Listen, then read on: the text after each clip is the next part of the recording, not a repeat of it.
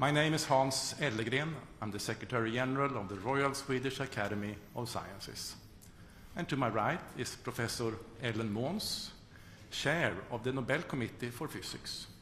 And to my left is Professor Anders Irebeck, member of the Nobel Committee in Physics and expert in this field. Årets pris handlar om maskiner som lär sig. This year's prize is about machines that learn. Kungliga Vetenskapsakademin har idag beslutat att utdela 2024 års Nobelpris i fysik till John Hopfield, Princeton University, USA, och Jeffrey Hinton, University of Toronto, Kanada, för grundläggande upptäckter och uppfinningar som möjliggör maskininlärning och artificiella neuronnätverk. The Royal Swedish Academy of Sciences has today decided to award the 2024 Nobel Prize in Physics to John Hopfield, Princeton University, USA, and Jeffrey Hinton, University of Toronto, Canada, for foundational discoveries and inventions that enable machine learning with artificial neural networks. Professor Ellen Måns will now give us a short summary of the prize. Please. Thank you. Learning is a fascinating ability of the human brain. We can recognize images and speech and associate them with memories and past experiences. Billions of neurons wired together give us unique cognitive abilities. Artificial neural networks are inspired by this network of neurons in our brains. This year's laureates for the Nobel Prize in Physics, John Hopfield and Geoffrey Hinton, used fundamental concepts from statistical physics to design artificial neural networks that function as associative memories and find patterns in large data sets. These artificial neural networks have been used to advance research across physics topics as diverse as particle physics, material science, and astrophysics. They have also become part of our daily lives, for instance in facial recognition and language translation. The laureates' discoveries and inventions form the building blocks of machine learning that can aid humans in making faster and more reliable decisions, for instance when diagnosing medical conditions. However, while machine learning has enormous benefits, its rapid development has also raised concerns about our future. Collectively, humans carry the responsibility for using this new technology in a safe and ethical way for the greatest benefit of humankind. Thank you. Professor Irebeck, are you ready to give a more detailed presentation? Thank you. Please.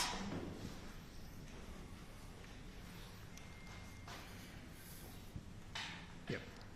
So this year's Nobel Prize in Physics is about artificial neural networks. Today, we know that this is a powerful computational approach. This was not evident 50 years ago, but it was known that we mammals are very good at pattern recognition by some sort of computation in our brains.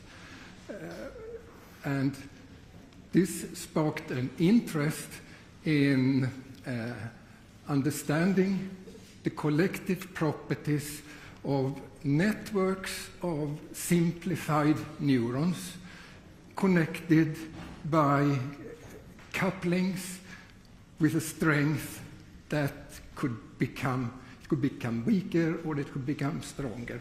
And the idea would then be to determine the strengths of the couplings to achieve a certain function, and doing that by training the network on many examples.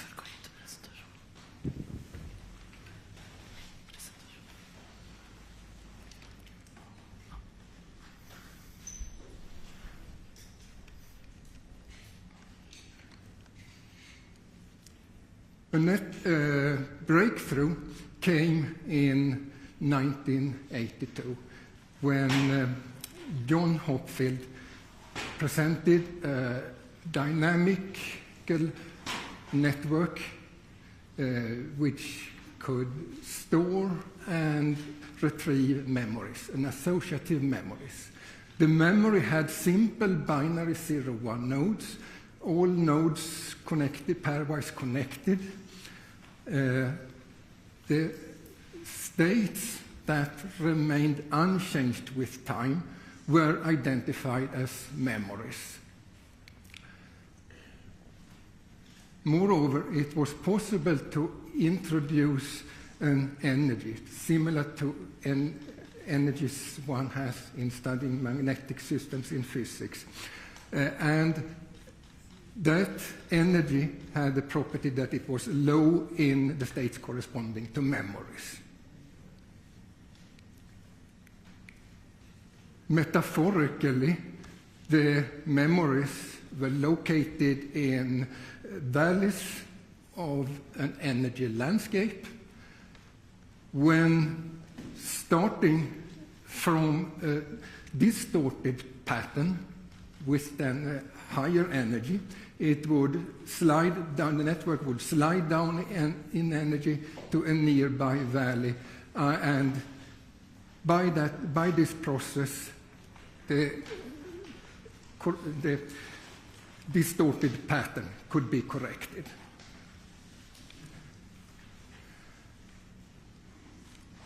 In follow-up work, John Hopfield also showed that this network was robust in the sense that the binary nodes could be replaced with analog ones, and he also showed how the network could be used to solve difficult optimization problems.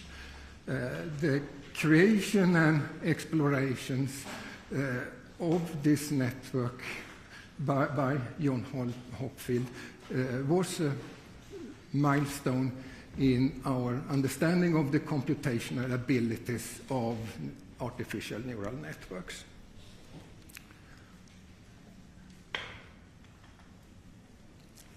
Another important discovery came soon afterwards by Geoffrey Hinton and Terence Sejnowski. They created a stochastic version of the Hopfield network based on statistical physics and called the Boltzmann machine. So here the focus is on statistical distributions of patterns rather than individual patterns. It is a generative model. Once trained, it can be used to generate new instances from the learned distribution. It had the same basic structure as Hopfield's network, but there were two types of nodes, hidden and visible ones. And the hidden nodes were there to make it possible for the network to learn more general distributions. So while theoretically interesting, in practice, the Boltzmann machine was initially of limited use. It was prohibitively demanding computationally. However, a version with fewer couplings called the restricted Boltzmann machine developed into a versatile tool, and I will soon mention it again.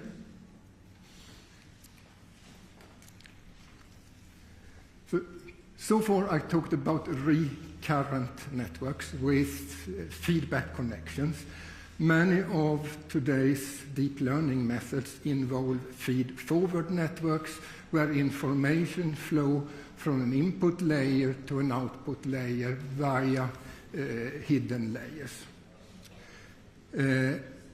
In the 1980s, Hinton showed how such a network with hidden layers could be trained, and in that process he also elucidated the important function of hidden layers.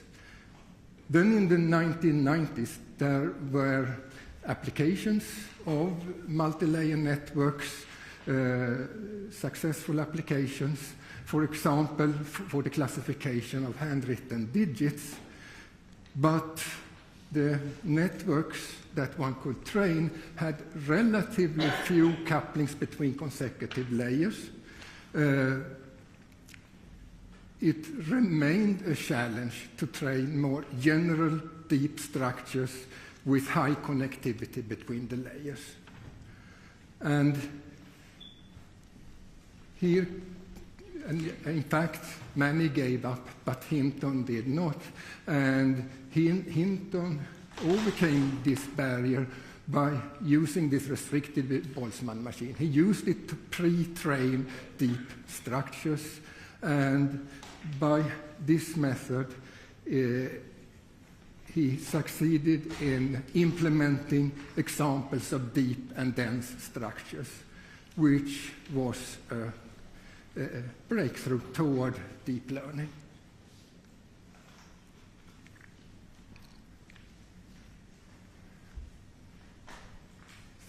Finally, so now I have talked about physics, how physics has been a driving force in behind innovation and development in artificial neural network. It's also interesting to see how physics as a research field is benefiting from these methods. And one example, well-established example here, is data analysis in particle physics and astrophysics. An increasingly important application is in modeling materials. For example, to search for novel, more efficient solar cells. Yet another example is in explicit physics-based climate modeling to enable higher resolution. Finally, I want also to mention two applications, successful applications outside the physics area, protein structure prediction and analysis of medical images. So, thank you for your attention. Thank you, Professor Irbeck. I think we might have John Hopfield or Jeff Hinton with us on the phone. Good morning, Professor Hinton. Good morning. Please accept our warmest congratulations to receiving the Nobel Prize in Physics. Thank you very much. How do you feel right now? I'm flabbergasted. I had no idea this would happen. I'm very surprised. I could imagine. I'm sitting here in this beautiful session hall of the Royal Swedish Academy of Sciences. Here at the press conference, there are many interested journalists from both the Swedish and the international press. Would you be ready to take some questions from them? Yes.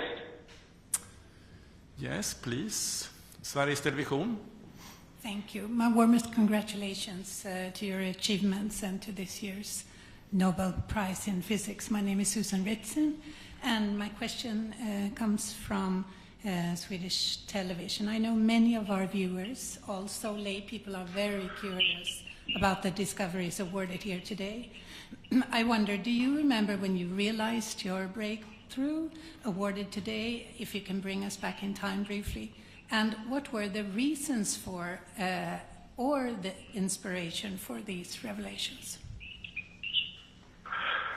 So I remember a couple of occasions with two of my mentors. So I have an enormous debt to David Rumelhart and Terry Sinofsky. With David Rumelhart,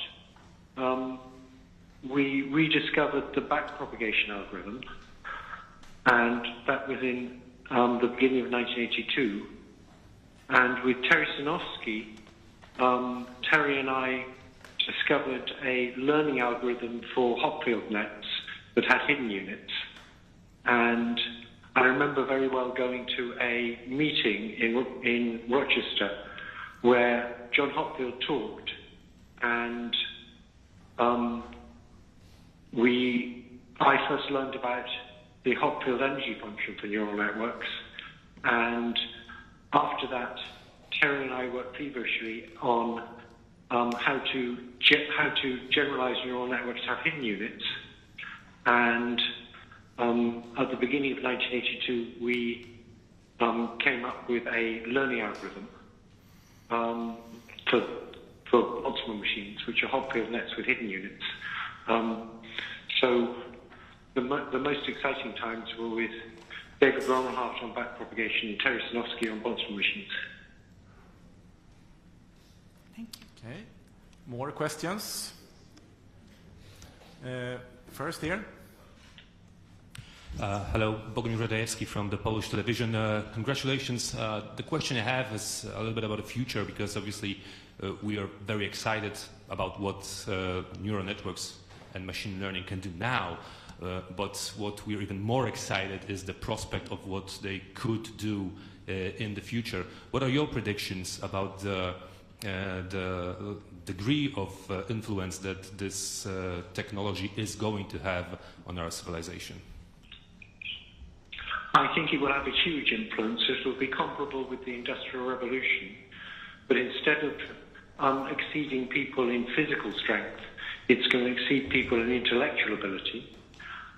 We have no experience of what it's like to have things smarter than us, and it's going to be wonderful in many respects. In areas like healthcare, it's going to give us much better healthcare. In almost all industries, it's going to make them more efficient. People are going to be able to do the same amount of work with an AI assistant in much less time. It'll mean huge improvements in productivity, but we also have to worry about a number of possible bad consequences, particularly the threat of these things getting out of control. I think first we have here and then there. Hi, Simon Campanello with Dagens Nyheter. Congratulations on the prize. My question is, last year you said in an interview with New York Times that you regret part of your life's work because of the risks with artificial intelligence. How do you feel about it today? There's two kinds of regret. There's regrets where you feel guilty because you did something you knew you shouldn't have done. And then there's regret where you did something that you would do again in the same circumstances, but it may in the end not turn out well. That second kind of regret I have. In the same circumstances, I would do the same again. But I am worried that the overall consequence of this might be systems more intelligent than us that eventually take control. Yes, please.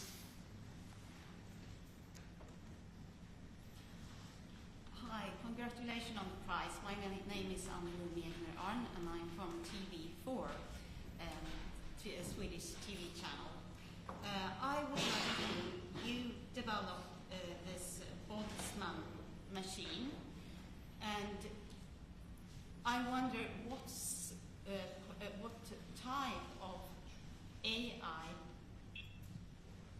what type of AI do you has come out of it, like GPT, or how you see breast cancer in X-rays, or how you make funny pictures in DALL-E? What kind of AI do your research, do build on your research? So there were two different learning algorithms I was involved in. One was the Boltzmann machine, which was a learning algorithm for Hopfield nets with hidden units. And we did eventually find a practical version of that. But that's not what's led to the main progress currently in neural nets. That's the backpropagation algorithm. And this is a way to get a neural net to learn anything. And it's the backpropagation algorithm that's led to the huge surge in AI applications and in the ability to recognize images and understand speech and to deal with natural language. It's not the Boltzmann machine that did that, it's the backpropagation algorithm. More questions? Yeah, one here, please. Hi, my name is Bill. I'm from the Swedish paper Ny Teknik. Do you have any favorite AI tool that you use? I actually use GPT-4 quite a lot. Whenever I want to know the answer to anything, I just go and ask GPT-4. I don't totally trust it because it can hallucinate, but on almost everything, it's a not very good expert, and that's very useful. Okay.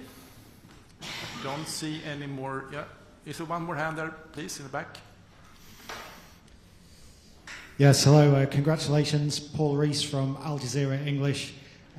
Could you just give us a sense of where you were when you got the call, how it affected you? Is this a day you have in your diary just in case you get that call, or is it a bolt from the blue?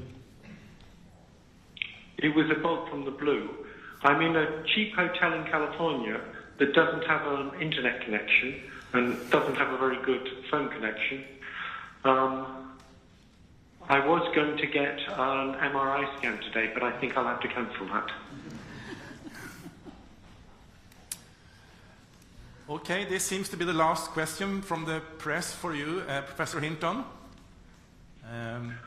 Thank you, and once again, our warmest congratulations. We look forward to see you here in Stockholm in December for the Nobel Prize ceremony. Thank you. Okay. So let's move on to more questions about the physics prize and the research involved, or if you want to ask the committee members questions about their work. And again, questions are welcome in either English or Swedish.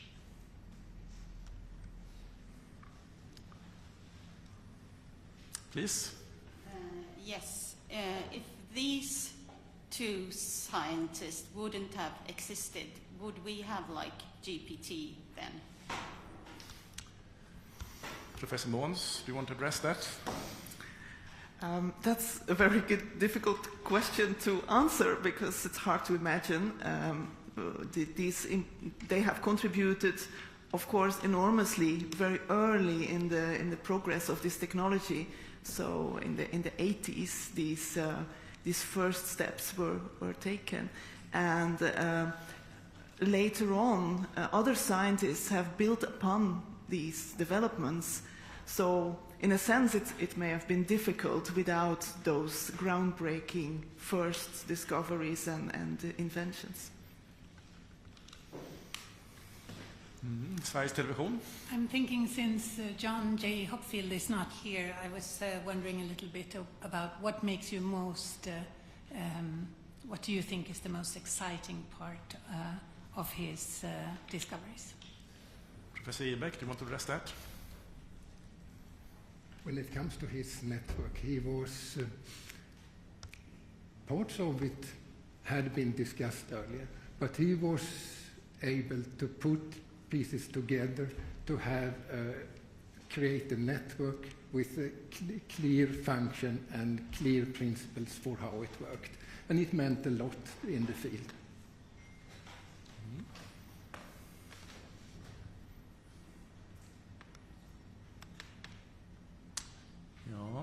One more question here. Oh, sorry. Yes, I also wonder about the worries that Jeffrey Hinton expressed.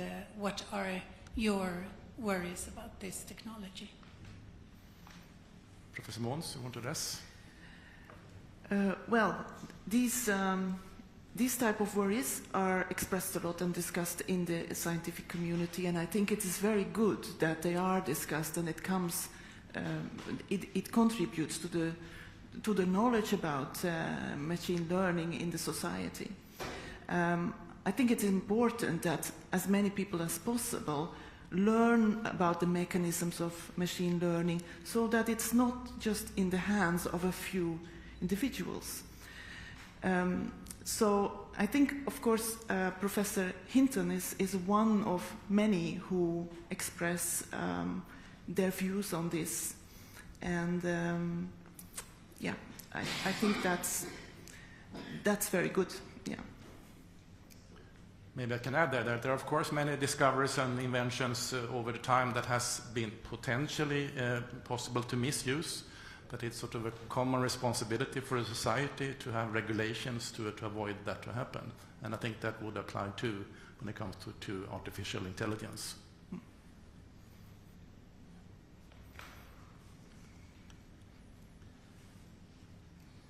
I think that is it, actually. Time is running out. Thank you for your interest in participating in this press conference. We hope to see you again here tomorrow when we will present the Nobel Prize in Chemistry.